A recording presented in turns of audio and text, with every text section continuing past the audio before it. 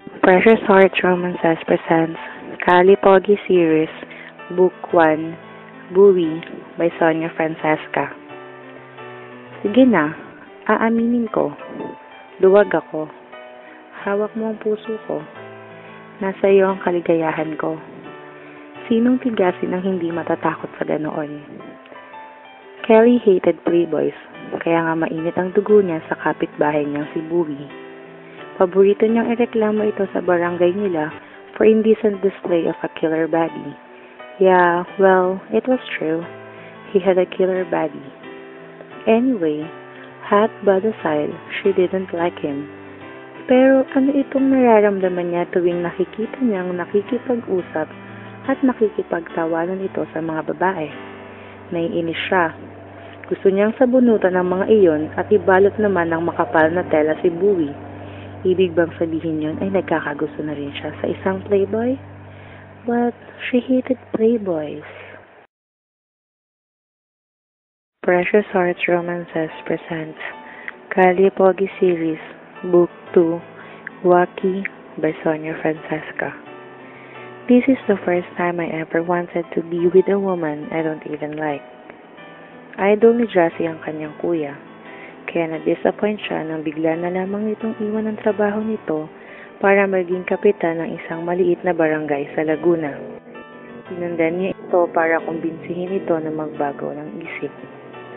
Doon niya nakilala si Waki. Sa simula pa lamang ay bad trip na siya rito.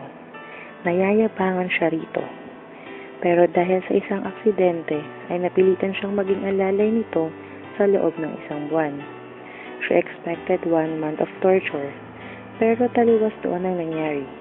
Sa halip na siyang maging alalay nito, ay ito ang laging nakaalalay sa kanya. Feeling yata nito ay knight in shining armor ito at damsel in distress siya. Kung type nitong maging alalay, pagbibigyan niya ito. Precious Hearts Romances presents Kali Pogi Series, Book 5, Haru by Sonia Francesca. Lahat naman ng nagmamahal ay takot masaktan. It's all a part of the game called love. But if you don't take the risk, you wouldn't know the true meaning of the word. Umuwing pilayang sikat at gwapong news and documentary reporter na si Haru Esteban mula sa assignment nito sa kaguluhan sa Afghanistan.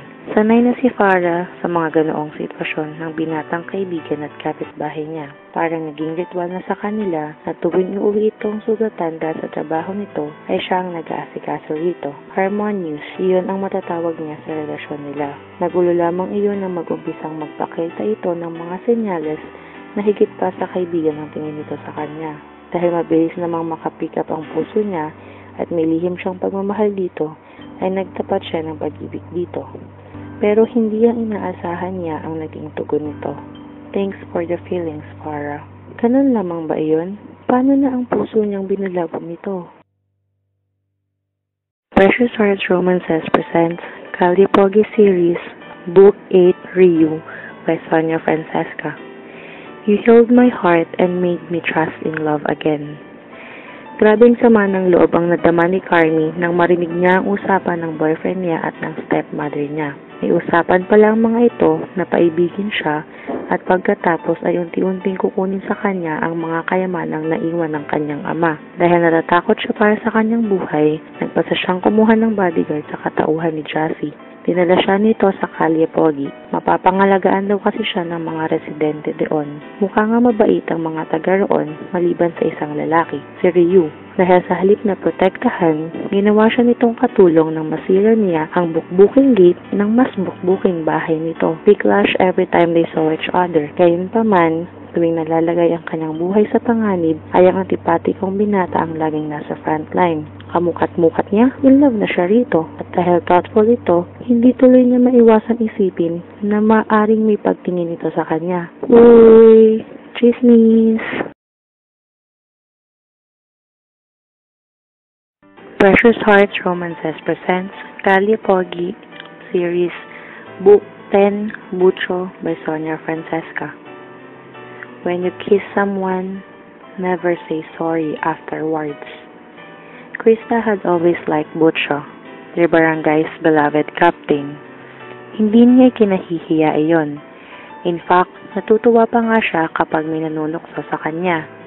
Pabor iyon sa kanya.